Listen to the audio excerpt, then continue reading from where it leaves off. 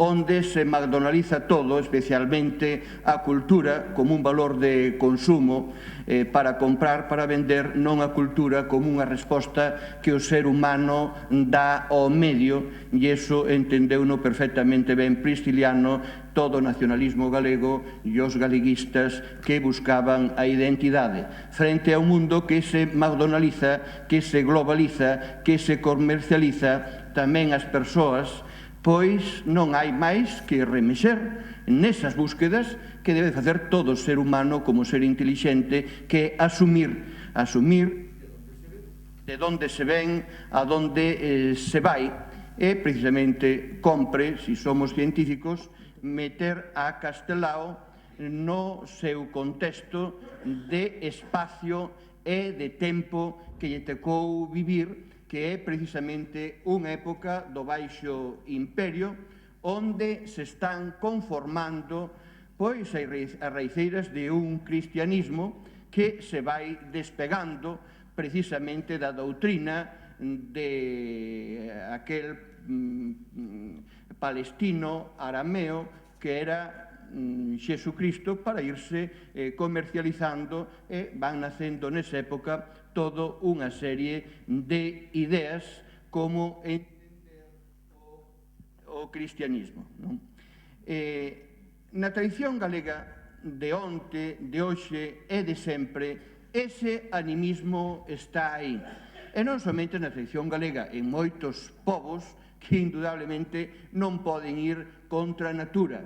Ben aquece lembrar aqueles versos do gran poeta nicaraguano que podían ser de Otero Pedrallo, de Manuel María, e xa non digamos desa parte, desa banda portuguesa que tamén temos moi esquecida, Trasmontana ou Miñota, estoume a referir a Teixeira de Pascuais.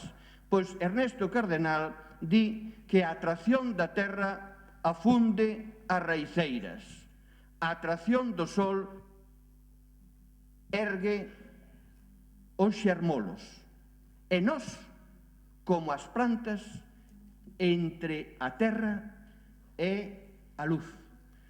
Bueno, isto ten moitísimo, non? Ten moitísimo desa dialéctica, vida, morte, principio, fin, oriente, occidente, que son as constantes da nosa identidade.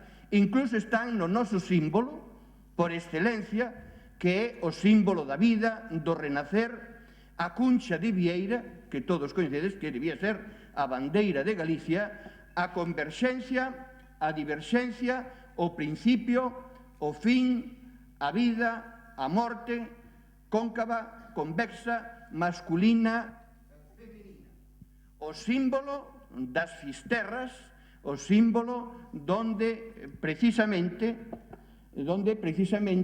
se celebra no tempo da morte de Cristo a Pascua. A festa principal de Fisterra é a morte de Cristo e a resurrección. O Cristo da barba dourada en relación co sol, etc. Aquí están estes principios polos que foi condenado precisamente Prisciliano, os principios dese maniqueísmo, dese animismo e dese forma de interpretar as cousas que aínda hoxe asociamos turísticamente a Galicia como país de maxia, de superstición, onde víamos un programa na televisión sobre o corpiño e os endemoniados, esperpentizado todo, etc. Un país é máxico, é supersticioso cando non se coñece a fondo. Cando se vai coñecendo a fondo, vanse buscando as causas e os efectos. E hai moitas causas de nivel político e a cultura vai perdendo seu senso originario para quedar pois en algo anacrónico e esperpentizado e utilizado comercialmente. Isto pasa sempre, os valores de uso chega un momento en que se fan valores de consumo no seu propio devalar. Entón, para entrar no tema de Prisciliano, que sempre se dixo, había unhas influencias de un antes que a veces se negan, e eu creo que non hai que negar, como a influencia dos pasados máis remotos. A cultura do megalitismo en Galicia tan do occidente atlántico, tan das Fisterres de Bretaña, de Gales, de Irlanda, etc., que logo ao cabo do tempo van a ir tomando outros camiños, non? De cara, por exemplo, ao celtismo periférico, nunca o celtismo centralista de Hallstatt, de Latén, de Austria, de Suiza, de Alemania, que xa sabemos os que usaron eso nos anos 40 que pasou, que hoxe non queren ser celtas. Bueno, pois tanto nun como noutro, tanto no megalitismo como na cultura céltica, o ser humano animaba o inanimado.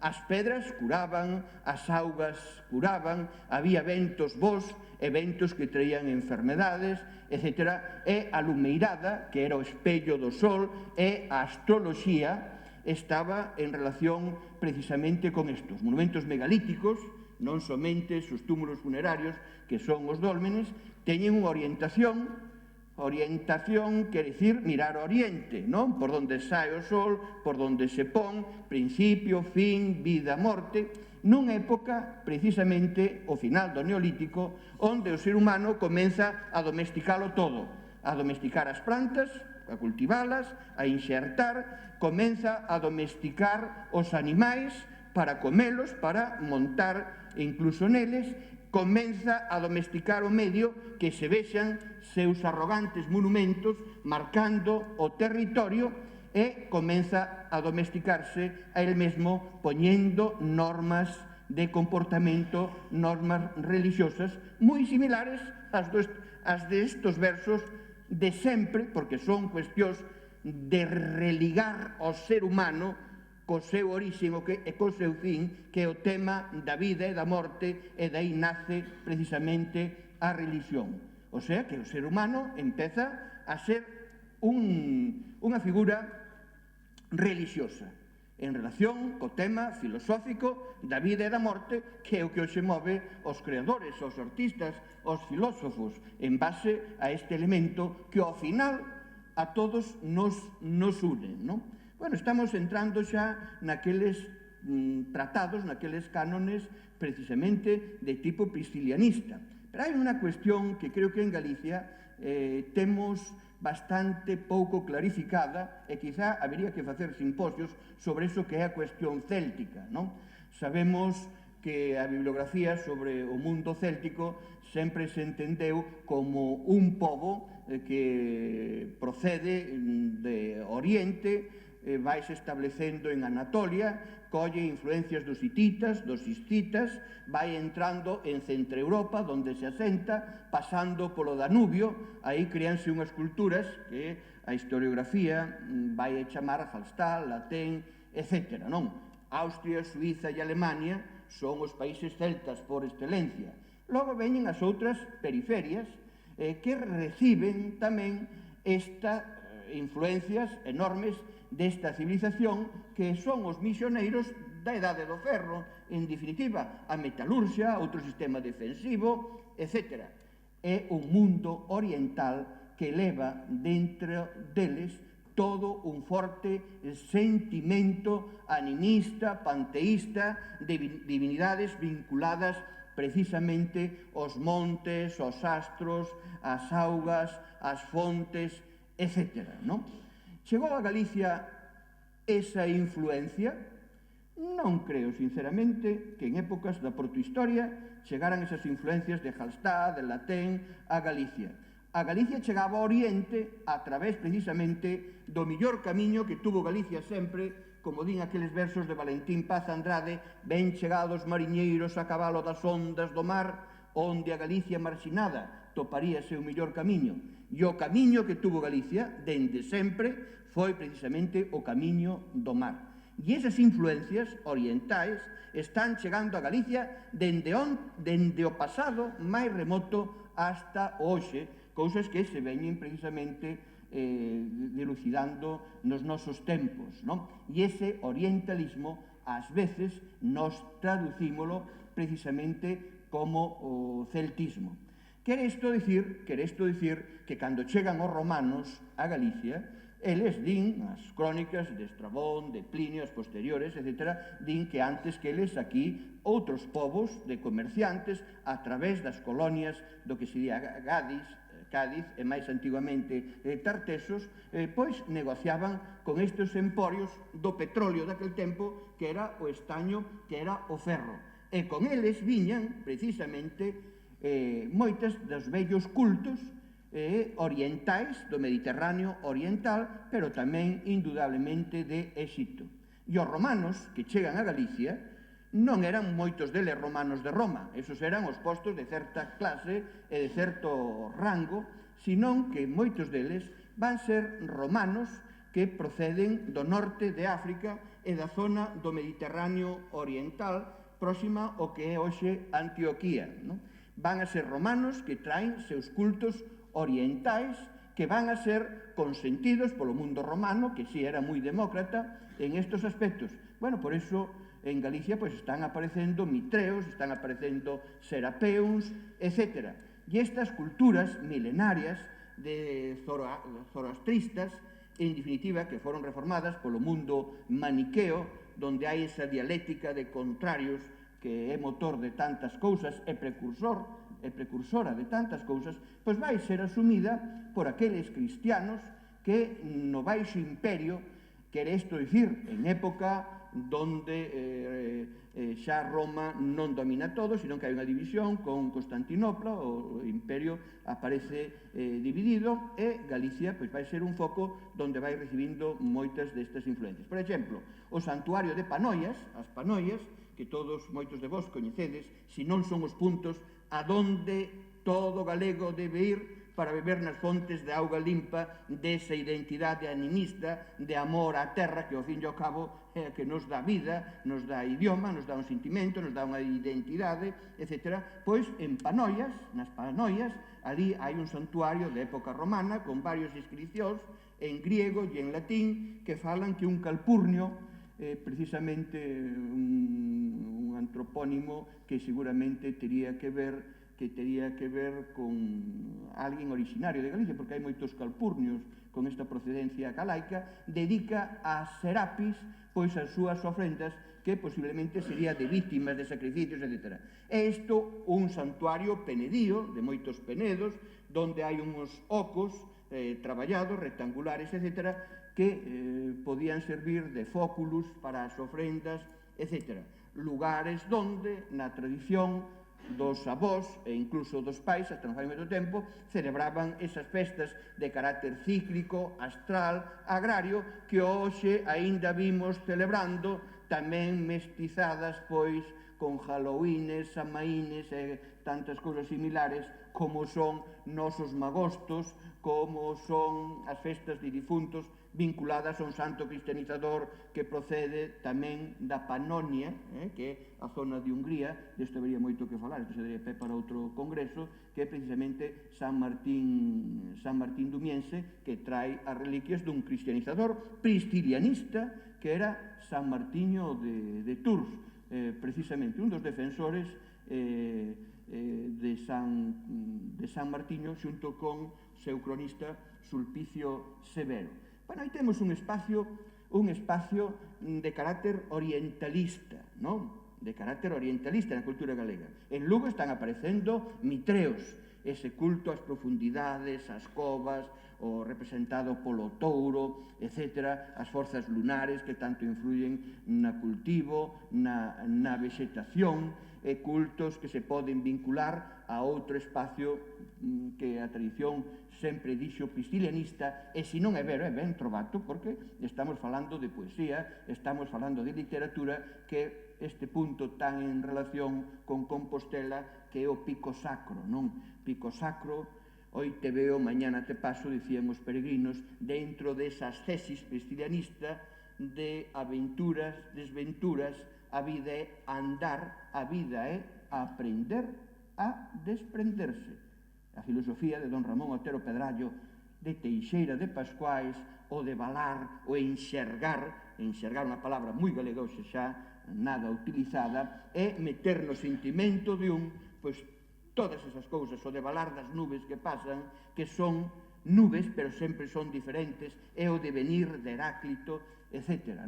Bueno, o Pico Sacro é un punto importante dentro da xeodesia de Galicia, é un altar, e eran nos altares, precisamente, nese camiño de ascesis, a donde se dirixían estes grupos que oraban cos pés no chao, cos pés espidos no chao. A atracción da terra fende as raíces, e a atracción do sol ergue as ponlas, e nós, como as plantas, entre a terra e a luz, non?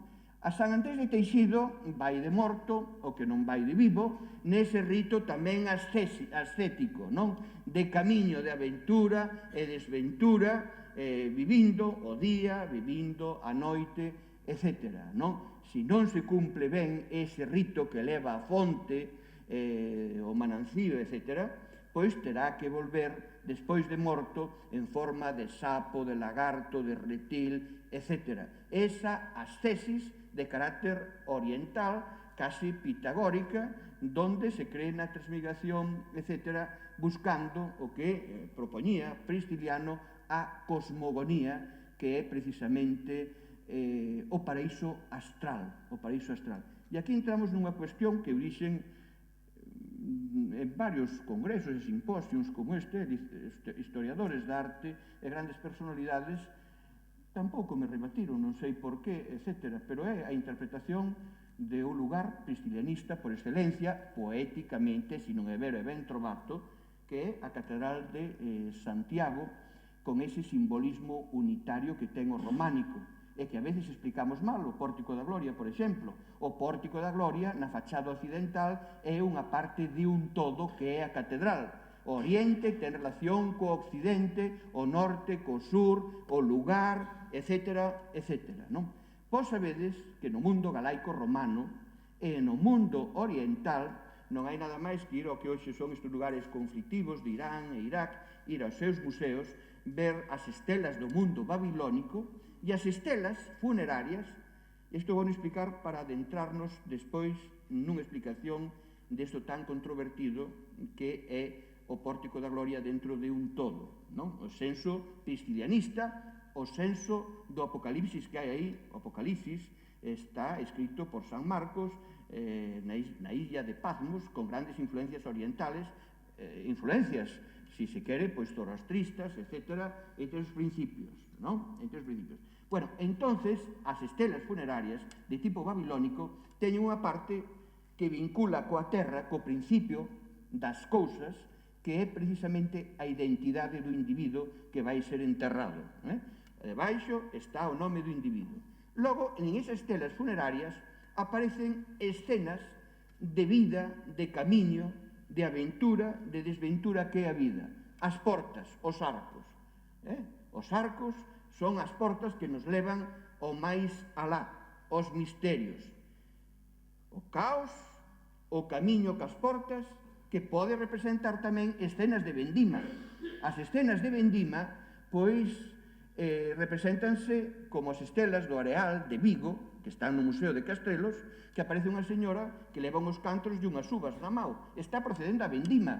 E que o feito da vendima é realmente algo importante. Xo di unha misa, produto da terra, do traballo do home, para logo a cousa solidaria do brindis cos produtos da terra. E o pan exactamente igual. O pan noso de cada día, etc. Elaborar o pan, toda esa ascesis solidaria de traballo, etc., etc. Represéntanse escenas de vendima, represéntanse escenas de telar, ou represéntanse os arquiños que son os pasos. E sobre esa parte intermedia, nas estelas funerarias, que se representa? O cosmos. Como se representa o cosmos e cal é a cara de Deus? A cara de Deus, no mundo antigo, é precisamente a rosácea, o símbolo solar por excelencia, o trisquele, a esvástica, os símbolos xeométricos que parten do encontro da vertical, o sol, do terrenal a terra. E tes o centro, tes a cruz. Pos aí o compás, das a volta ao rededor e sáleche precisamente un símbolo cosmogónico, a primeira cara de Deus, que era o símbolo solar, que logo o cristianismo moi agudamente cristianizará todo eso. A cruz metida no gran símbolo solar, cristianizando eso, identificando a Deus co ambiente cosmolóxico. San Patricio, San Columbano, os santiños eses que se rodean de case, de corvos, que tamén os hai en Galicia, na Bretaña e en Irlanda, tan parecidos a nós, que nin están canonizados, eran aqueles homes santos, aqueles homes que lle dan lugar a cabo home, portela do home, un tema que nunca ninguén traballou. Que había aí? Había un home fareiro, un home santo, en Portela do Home, un home que daba un misioneiro daquelas épocas alto medievais, que está cumplindo a función de cristianizar estos lugares. E cristianizar é facer misión. Ora, elabora, que fixo moi ben San Bieito, de traballo, repartindo as horas, etc., para que xerminen as cousas, os animais, a vida, etc. Indudablemente eran considerados estes señores, como moitos dos antigos, magos, que sabían predicir a climatoloxía, o río cheo, o río seco, vacas gordas, vacas flacas, etc. Bueno, pois as cosmogonías, símbolos solares, que parten da cruz, símbolo solar, que toma o cristianismo, pero dun marketing que hoxe os millores diseñadores non fan. O famoso crismón, como que aparece en Quiroga, que está no Museo da Catedral de Lugo, no Museo Diocesano, o crismón, ca X, ca cruz, entre alfa e omega. Outra vez, principio, fin, alfa, a cabeza do toro, omega, os testículos do toro, principio, fin, renovación. Picasso sabe moi ben no Guernica estos detalles, en esa pintura da cabeza do toro e os testículos do toro, porque leía os tratados de simboloxía, de Cirlot, etc., que son cousas de verdad, pero moi poéticas, pero logo, nos viaxes que un vai facendo polo mundo, di, caramba, non eran tan, sabían perfectamente ben o que dicían. A roda solar céltica, radiada, roda tomada polo cristianismo, con isto do crismón, entre alfa e omega, pois é que resume esa roda o anagrama de Cristo, que é o Ixcis, que moitos historiadores de arte xa van sabendo, pero cando eu estudiaba, nos anos 70, nesta Compostela, entre o Pedroso e o Viso, Monte Gallás por medio, que din que non saben que poñer, en Galicia está todo por poñer, por explicar, Prestidiano, Xelmírez, Mateo, etc. Bueno, pois non se nos explicaba isto. Entonces, Ixcis é o piscis, latino, é o peixe, o símbolo de Cristo. Ixcis escríbese ca I, ca X, ca Z, que é o círculo, así, ca Y, e a sigma. Pero é que ese Ixcis, con ese Ixcis, facemos a roda céltica o símbolo solar. Collemos a I, a X, xa temos o símbolo aquel da acción católica, a Z, petida polo medio, a Y xa está no medio, e a sigma tamén está aí. E que significa Ixcis? Iesus Christus, Zoter, Salvador e fillo do Salvador. Aí un tema priscilerista por excelencia, con un logotipo magnífico que ven do Oriente, que ven cristianizado. Alguén nos explicou en algunha parte, eu isto sí que yo escoitei, e hai que facer justicia para un gran investigador que rompía tópicos, Serafín Moralejo, o tema de adoración dos reis, o tema de Epifanía, os reis magos, camiño de Belén, que é o tema máis representado no camiño de Santiago e en Compostela. Moitas iglesias de Compostela, San Fiz, que está cerca da praza, San Bieito, que está na praza de Cervantes, etc. Moitas iglesias teñen o tema de Epifanía, aínda con ese colorido vivo, como se facía sempre en Galicia, nunca un canteiro. E isto é que perdemos, claro, o marcharse da sensibilidade da terra, o perder as túas raíces, non comprendes a don Ramón, Otero Pedrallo, non se comprende nada, non se entenden moitas cousas, e caemos en esperpentos de hiperenxebrismos, non? Antiguamente a pedra policromábase. Un canteiro nunca deixaba a pedra sin policromar. Incluso fachadas construídas con sillares, o propio obradoiro, pois iba con unha leitada de cal para preservar a destrucción do granito, quizá imitando mármoles en moitas ocasións. Todos os cruceiros e todo isto. Bueno, este é un paréntesis que veño a facer para explicar o expresionismo destas adoracións dos reyes que se representan nos tímpanos. Porque os reyes magos equivalían en Galicia a un país de magos. Os Reyes Magos van a Belén, a un lugar de nacemento, guiados por unha estrela, guiados pola astronomía, igual que os peregrinos que iban a Compostela non era nacemento, era un lugar dunha tumba, pero a tumba dun íntimo amigo de Cristo que é Xacobe, que é Santiago, o fillo do trono, etc., etc., non? Entonces, Reyes Magos, Oriente, guiados por unha estrela, igual que os peregrinos que van ao Occidente a unha tumba, buscando nas súas tesis cosmogónica, igual que a Teixido, o seu renacer. E se acaso continúan a Fisterre, onde celebran a Pascua Florida, que é a morte de Cristo, celébrana venerando a Cristo, celébrana cunha representación da resurrección onde as tres Marías, como as tres gracias de Venus, van a ver ao Cristo resucitado, etc., etc., non? Aí temos toda unha serie de símbolos que nos meten nesas tradicións que levaban moi prendidas no corpo, aínda os nosos pais, os nosos avós, e a forza do espírito, o espírito da terra, tan poético, nos leva a celebrar as noites de San Silvestre xa comercializadas cas festas de Nadal, a Candeloria, por a Candeloria, mitade do inverno vai fora, chova ou non chova, mitade do inverno vai fora, en función do agro, das lumeiradas que reúnen todo isto, a festa dos maios, sacar en procesión as sementes xa florida, as sementes que pasarán a través de Irlanda, ás Américas, e as Américas devolveranos como nos devolven o Halloween, pero esas sementes que eran símbolos de fecundidade en formas de boliñas roxas e de guirnaldas para a árbore de Nadal. Pero nós nos recordamos como celebrábamos as festas en Galicia, que iban os maordomos, para este facer arqueoloxía, pedindo porta por porta, levaban o ramo e poñíanse ao lado do ramo, normalmente de laureiro, co que se coronaba as casas, co que se protexían os camiños, co que se protexían as casas, nada de tulla, máis loureiro e máis aligustre, que eran as tradicións que veñen dese mundo oriental, dese mundo céltico, etc., e dabanlle todos estes elementos que eran símbolo de fecundidade. Por que celebramos a semente e a cabaza que logo valeiramos para hacer caliveras, etc.? É que unha castaña é un futuro castiñeiro, e un futuro castiñeiro son miles de castañas, e miles de castañas é un souto de castiñeiros inmensos, etc.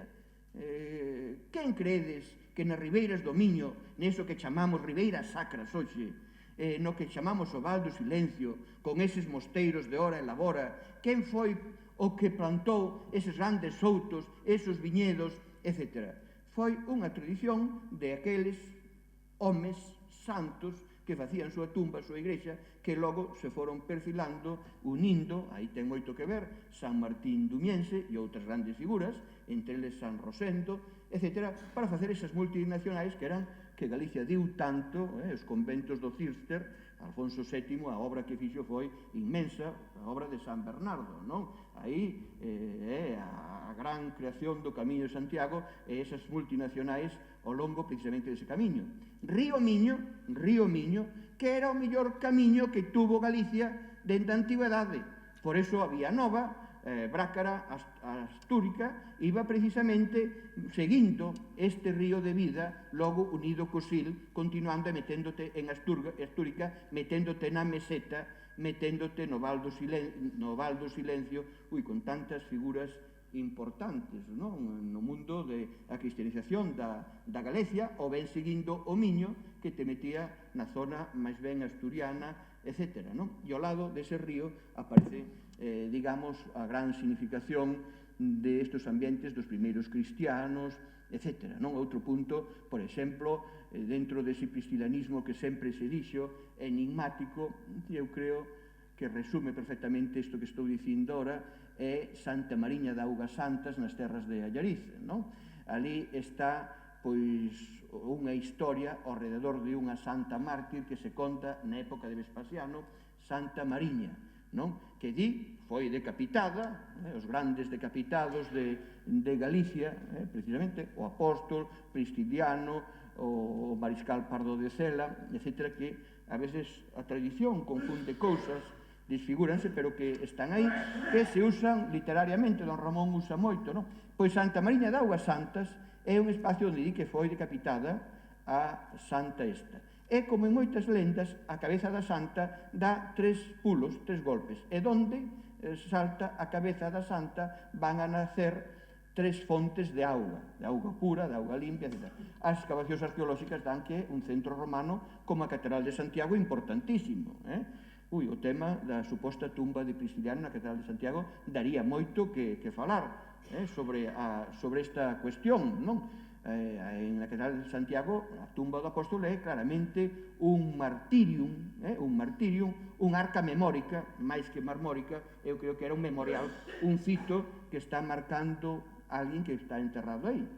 Puderon traer nunha barca de pedra, como decía Rabanal e Moralejo, que era unha barca de minerales, as reliquias daquele santo apóstolo aí. Pode estar Prisciliano, isto sí, que xa non se sabe ben, igual que a patria de Santiago non se sabe, a patria de Prisciliano tampouco se sabe ben, a pesar de que últimamente os traballos de Olivares Guillén pois clarificaron moito, pois xeron en orden todos estos, a veces disparates, sobre o tema de Prisciliano, non? Pero, repito, con grande valor cultural, con grande valor literario para unha identidade que se está construindo dende tempos moi atrás. Bueno, pois en Santa Mariña de Augas Santas, nas terras de Allariz, está o gran templete cunha iglesia románica, onde foi martirizada a santa, un carballo centenario, a fonte, gargallando auga, unha sacristía onde di que degollaron a santa e brotou unha fonte de tipo romano, e moito máis abaixo, 1 quilómetro, está o castro da cidade de Armeá. E este castro da cidade de Armeá, pois, ten o que se chama, hoxe, un monumento tipo pedra fermosa, que viñan a ser, na antigüedade, unha especie de sauna. Antes de entrar nas ciudades, había que limparse. Había que limparse porque un levaba unha serie de enfermedades, levaría sarnas, piollos, e todo eso, había que meterse nun saumerio. Isto, Martín Almagro ten traballado moito sobre estas cuestións, xa non se vía tanto en relación con algo funerario, as pedras fermosas, que se vían como monumentos funerarios, como tumbas, sempre os pasados se viu como tumbas, senón que se ven en relación cunha fonte, con saumerio, etc. Entonces, este saumerio de Santa Mariña de Augas Santas está decrita, é un lugar precioso, está decrita de unha igrexa que se iba a construir, donde di a tradición que tamén sufriu martirio a santa. Santa Mariña pasou por varios sitios sufrindo nese camiño ascético, tamén polo castro e por esta cripta, donde hai os restos de esa pedra fermosa, desas posibles termas que dan acceso ao castro, que foron cristianizados. Eso foi moi retocado, pero se nós conocemos as pedras fermosas de Portugal, vemos que son como casas fermosas, casiñas, que teñen o sol e a luna, o principio e o fin, a vida e a morte, a alfa e a omega, temas que, como sabedes, repítense moito nos tímpanos, etc. O románico, pois todos estes temas que veñen das vellas herexías, aparecen ilustrando. Os canicelos, por exemplo, igual que as nosas gárgolas, que eu dicía ao principio, non son máis que precisamente a cristianización de vellos cultos de tipo pagano, astrolóxico, solidario, festivo, etc. Porque Prisciliano, en definitiva, igual que o facía San Martiño de Tours, San Gregorio de Tours, collían aquelas doutrinas que viñan do Oriente dos istilitas.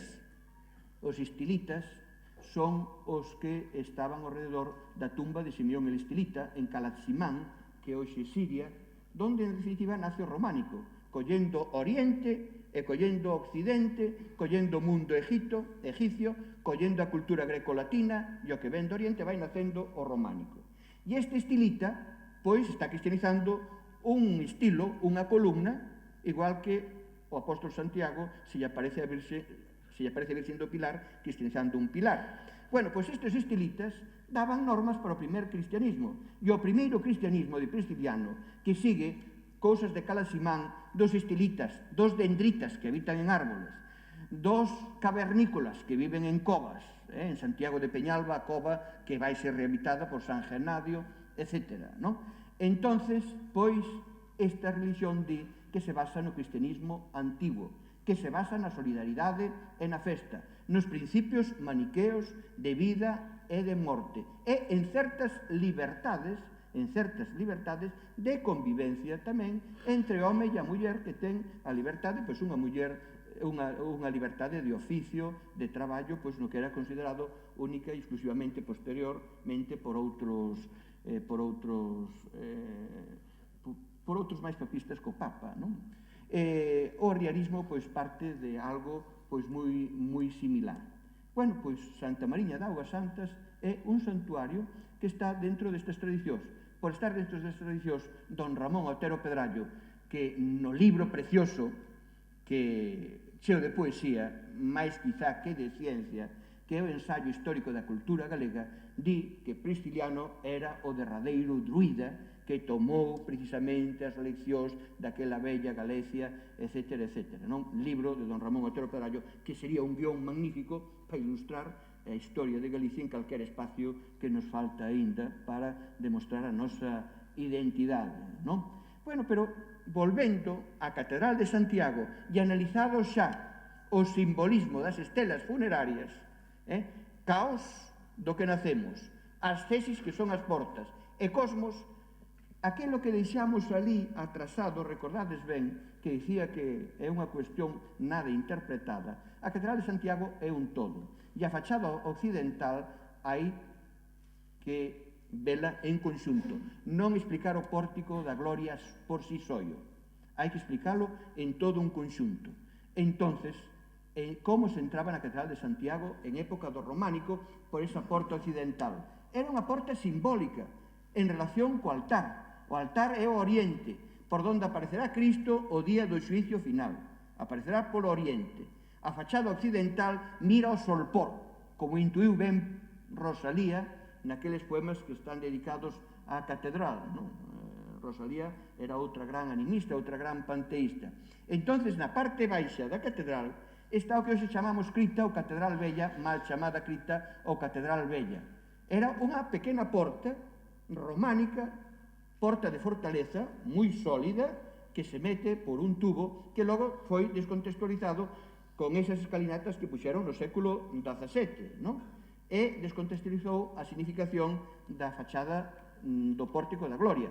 Entramos aí e vemos os capiteis, que é o Génesis, é o caos, é o principio, está seguindo o Apocalipsis, e no fondo hai dúas pequenas portas con unha escaleira de caracol, o laberinto da vida, que subes pola izquierda e pola dereita, que te levan a unha gran balconada que é o Pórtico da Gloria. Do caos vamos facendo as tesis hacia arriba, hacia o culmen do templo. Xa estamos desvelando cousas. E nese camiño vamos creando ídolos, os ídolos paganos. Buscamos os principios da religión, aparecen os monstruos, que van a ser pisados por as columnas do Novo Testamento. O Antigo Testamento está á izquierda. As 12 tribus de Judá aparecen pisadas por unha tourada. Hai unha guía que di pisadas por un toro, bravamente, un toro ou unha tourada, un bocel que soprime a lei mesiánica que está sufrindo. No centro, a Iglesia triunfante do Novo Testamento, e na dereita, según miramos que a izquierda do Cristo xuez que está, a Iglesia dos condenados, casi parece unha interpretación de Laxeiro, do trasmundo, comendo empanada, bebendo viño, etc. Pero fixémonos nas columnas, nesas columnas de mármol, esas columnas que manosean ora tantos turistas que están desgastando con liberdade absoluta, non? E que vemos en esas columnas? Vemos cruzados, xente, negociantes que suben, e a resurrección dos mortos. Todos vamos hacia arriba, onde está o Cristo xuez, as súas jerarquías, seus apóstoles, seus profetas, que anuncian, pois, a palabra de Cristo, non? E que rodea o Cristo xuez? Os músicos. Aí está o pitagorismo total. Aí está o aristotelismo dos peripatéticos, das tesis do camiño. Decía, precisamente, Pitágoras, dádeme un pobo de músicos e non quero políticos. E isto é moi certo, porque para ser músico, o valor que teñen esas corais, que se poñen en relación un co outro, etc., hasta producir algo armónico. E en esa armonía de relación dunha parte co todo está precisamente o que nos aproxima ao paraíso. E cal é o paraíso no Pórtico da Gloria? Vai ser o gran rosetón, despois da música, que nos mete o máis inmediato á música, que é esa gran xeometría por a que entra a luz do Pedroso, do Fisterre, do Solpor, que vai precisamente incidir no altar.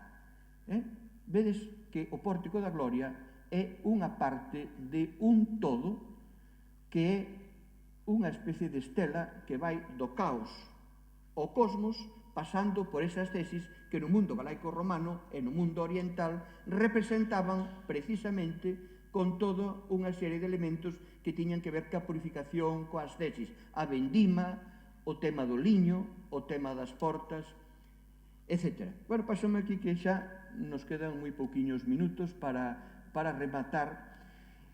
E volvo outra vez aquilo que dicía ao principio, que a forza inmensa de todas as terras, de todas as terras, de todas as persoas, frente ao mundo que vai vestíndose cada vez máis de uniforme, o ser humano está perdendo algo que dicía Teixeira de Pascuais, que dicía que hai que ter poesía e imprimir as cousas de poesía.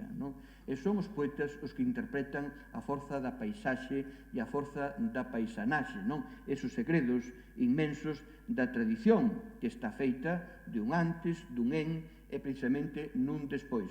E estas cuestións de vida, de morte, que Prisciliano, dentro do sincretismo do seu tempo, trataba de facer de unha forma realmente adecuada, moi respetada, precisamente por seus colegas do seu tempo, hasta que deberon de ver que aí houbo algo máis, quizá de carácter político, porque estas forzas da terra sempre conmoven enormemente a xente, E o que non a sepa utilizar está perdendo, como dicía Castelao, non sempre en Galicia, dicía que vai contra a natura totalmente, está o principio de todas estas cuestións, O sea que aquel Máximo o Grande pois tuvo un decreto que posteriormente todos coincidiron en dicir que foron auténtica salvaxada xa no seu tempo.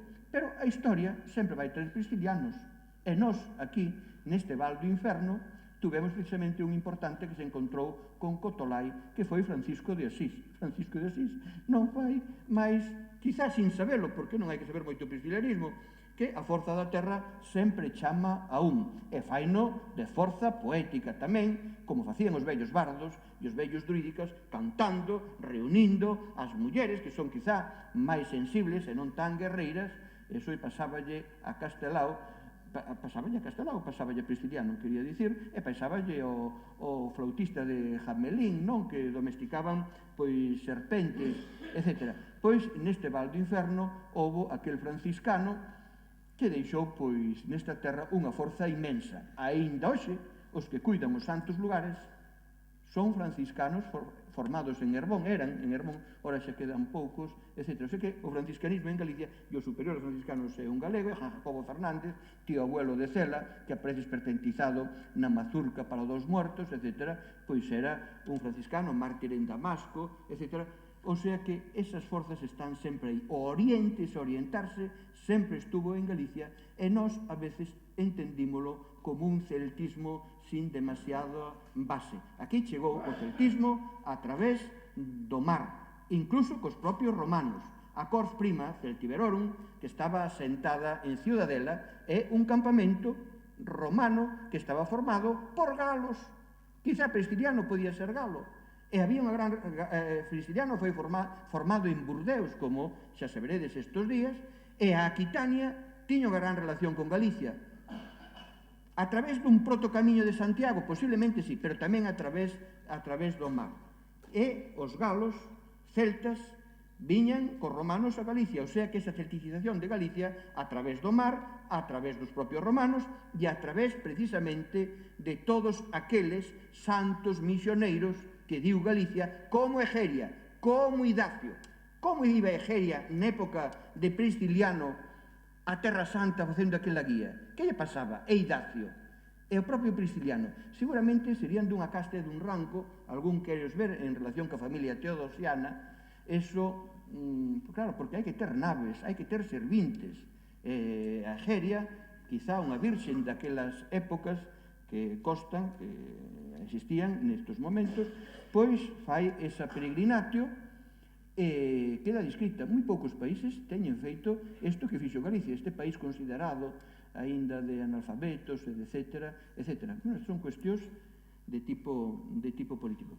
Deixamos así prácticamente sin terminar esta obra, que xa digo, non é de onte nin é de hoxe, será de sempre, porque forma parte dese principio tan poético, interpretado por Prisciliano, por todos os priscilianistas posteriores desas albas de gloria, que está en relación co tema da vida e da morte, casi de unha forma moi dialéctica, casi diríamos, desa outra figura que curiosamente naceu en Tréveris, que foi Carlos Marx posteriormente. Pois moitas gracias.